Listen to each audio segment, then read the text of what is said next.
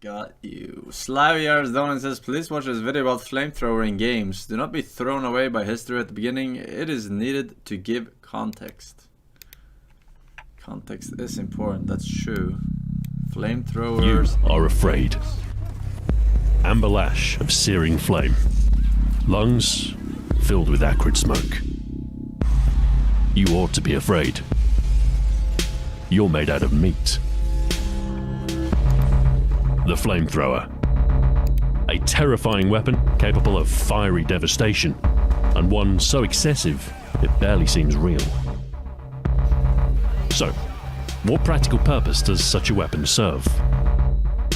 Why is such a fearsome weapon so fascinating? And what sort of maniac would wield one?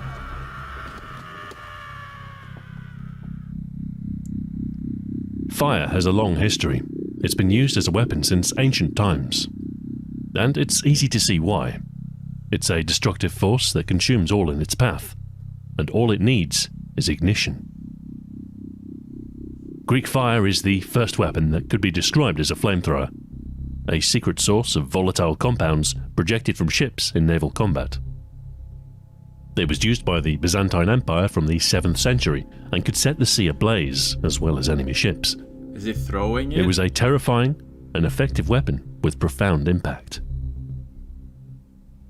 I feel like the it's modern like flamethrower, as we know it today, was a German a base invention. With water. The name flamethrower is a literal translation of Flammenwerfer. The invention is generally attributed to Richard Fiedler, a mechanical engineer from Berlin. While working on nozzle designs, he was struck by the prospect of spraying a flammable liquid, then igniting it to project a gout of flame. His first flamethrower patent was granted in 1901, and by 1905, a working prototype was presented to the Prussian Engineering Committee for assessment. In 1908, Fiedler's flamethrower was assigned to the Pioneer Experimental Company in two forms: the Großflammenwerfer, or Grof, an in-place weapon with a large tank, and the Kleine Flammenwerfer, or Kleif, a smaller backpack variant that could be carried. 1914 saw the outbreak of the First World War, and it was the winter of that year, in the Argonne, against the French, that these flamethrowers were first fielded. However, they didn't prove particularly effective. The Kleif was too fragile, too unwieldy, and did not maintain pressure. The Germans saw their potential, however, and established the Flammenwerfer Abteilung Redemann. I never understood how that works ever, though. Like, you have to get so fucking close to your enemy, right? Like, you're just gonna get shot before you get into flamethrower range, no? 50 meters, fuck you, 50 meters. With flamethrowers, commanded by Bernhard Redemann, who had played a key role in the technical development of the weapon.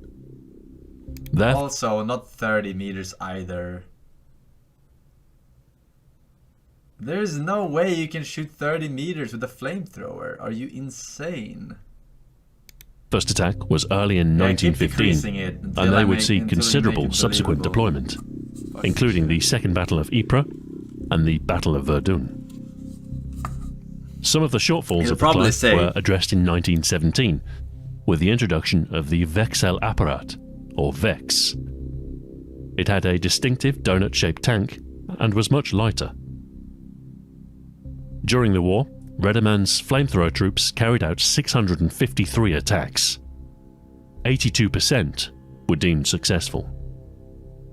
Flamethrower attacks were risky, but they could break through hardpoints and sap enemy morale like nothing else. So in the decades that followed, as the Second World War loomed, the flamethrower had not been... 30 meters, lol. Dude, that's not even 10 meters, alright? Just saying. This is not even 10 meters in perspective. ...forgotten, with many nations preparing their own implementation. The Germans replaced their earlier designs with the Flammenwerfer 41, yet lighter, more reliable, and easier to operate. The Brits had the Flamethrower Portable No. 2, which was a copy of the German Vex. The Italians had the Lancia Fiamma M40, Lancia. the Japanese the Type 93 and Type 100, and the Soviets had the ROKS-2. The Americans introduced the M1 Flamethrower in 1941, which used diesel oil or fuel oil, and the revised M1A1 in 1943 operated at a higher pressure to facilitate the use of napalm instead. By 1944, the M1 was succeeded by the much superior M2, with improved regulation, ergonomics, and a new rotary cartridge ignition system. The M2 design was successful, so much so that it saw use after World War II, in Korea and even Vietnam, although here it was supplanted by the more modern M9 design. Flamethrowers remained decisive weapons during the Second World War, but combat was evolving. Armoured tanks, more precise artillery, and aerial bombardment. In fact, by the latter part of the 20th century, the man-portable flamethrower was largely obsolete. Flame tanks offered a much safer way to clear out entrenched enemies, with none of the capacity or range restrictions a man-portable device might impose. Besides, these days it's much safer to just call in an airstrike than it is to attempt to burn them out.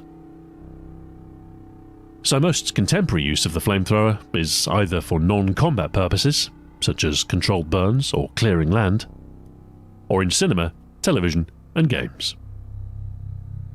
Here, the flamethrower has evolved into its own unique thing. Terrifying and imposing on screen, and rather than an infantryman, you're more likely to see it in the hands of an action hero, carried or on a the backs fictional of ground troops had a range of about 45 yards, 41 meters, and enough fuel for about 10 seconds of continuous firing.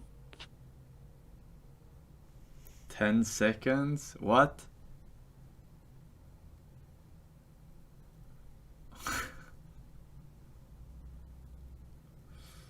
The fuck? I don't know how they measure distance though, I'm not sure. Supervillain like Hank Scorpio or Elon Musk. I don't know. The flamethrower is rooted in its military origins, however, and most of its earliest appearances are in the hands of American soldiers. Think Porkchop Hill and Hell is for Heroes. It's not often shown in use. I'm gonna check during this era. Video of Immolation was a little too grisly for 1950s Hollywood, so most shots are reverse angle, the heroes discharging flame towards the camera. Burning Nazis implied rather than shown. By the 1970s, there was a shift, when directors no longer shied from the horrors of war, showing its centre frame. The Deer Hunter is one of the more memorable depictions, focusing on the psychological effects of the Vietnam War. In games, wartime settings became popular with first-person shooters towards the end of the 90s, and although you won't find flamethrowers in the earliest examples, the weapon would soon become a staple part of their arsenal. What is this? Amongst the first was World War II GI, which was built in the Duke Nukem 3D engine and released in 1999. Call of Duty was hot on its heels, with the United Offensive add-on for the first game featuring the German Flammenwerfer 35. Treyarch, it seems, and their precursor Grey Matter Interactive have a bit of an affinity for flamethrowers. The American campaign in Call of Duty World at War takes place in the Pacific Theater, where there is copious deployment of the American M2 against Japanese fortifications. And the Black Ops series has flamethrowers as well, either as a weapon attachment or as part of a specialist loadout. Fair to say then that military shooters are a bit of a hotspot for flamethrowers. If it's a game set in either of the World Wars or even Vietnam, then there's a fairly good chance you'll find one. They're not confined to military shooters though. There is a considerable intersection between the war and horror genres. They share a common psychological aspect. As terrible as it is, the flamethrower fits this union perfectly. It's a potent symbol of inhumanity, the depths to which conflict can drive us. I think for this reason we prefer to see such weapons used against inhuman enemies. something for which we feel no empathy. The fuck?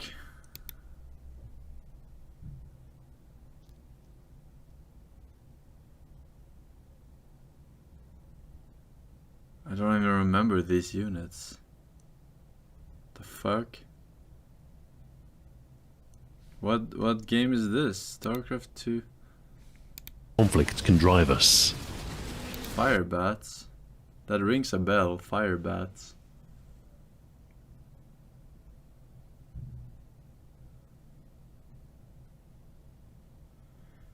Didn't they have Hellions?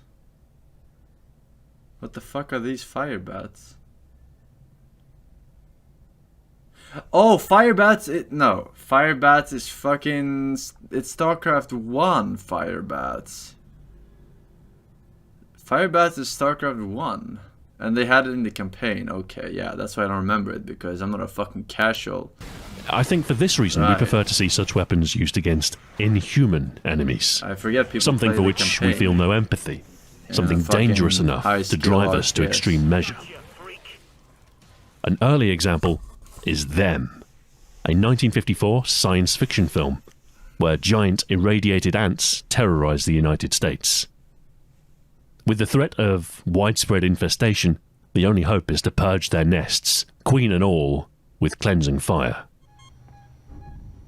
This is parallel to the Alien series, in which incinerator units play a prominent role and prove to be a reasonably effective weapon against the xenomorph threat. Not as effective as nuking the entire site from orbit, but it'll do in a pinch.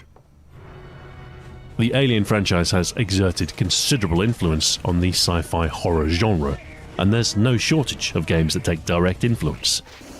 Prominent amongst them are Bungie's.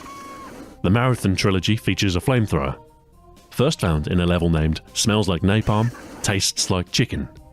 It's very satisfying to use against organic enemies. The high-pitched screams of the Thor as their scorched forms collapse is quite memorable. Sounds like chickens too. The Halo series features one too, of course. The Flood burn quite nicely. Fire was used in a similar capacity in 1980. You know, like, what is the point of the video? It's showing every video game that has fucking flamethrowers. We get it. Conclusion. Okay. Frightful weapon that plays to our most primal fear. Born of grim necessity, it is an illumination of horror. Fire is a savage beast, and yet we think ourselves its master. But be warned, the barbecue's hot, and you're in season. The Flamethrower. Incendiary. Intimidating. Infernal. Thank you very much for watching, and until next time, farewell.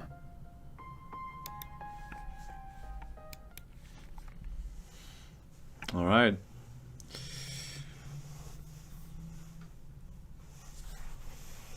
Wouldn't it be like imagine like a water gun or like a flamethrower, but instead of fire, it shoots out like really like strong acid, you know? Like really, really strong dissolving acid. I guess you can just replace it with a fucking rifle instead, maybe.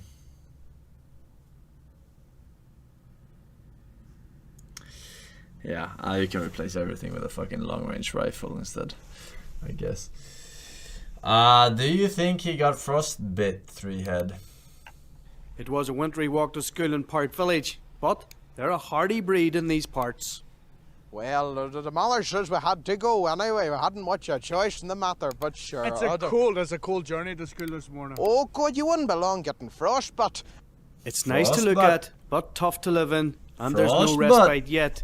Tonight, weather warnings remain in place Although right Forsen across the will the north. two-time back-to-back now rank 1 legend, undisputed number 1 miracle rogue ever return.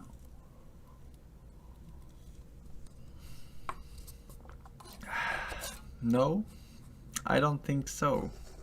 Maybe for Artifact 2.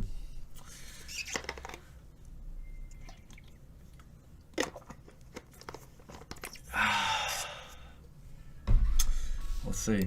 Northwest, Gareth Wilkinson, UTV Live, Derry. Frostbite.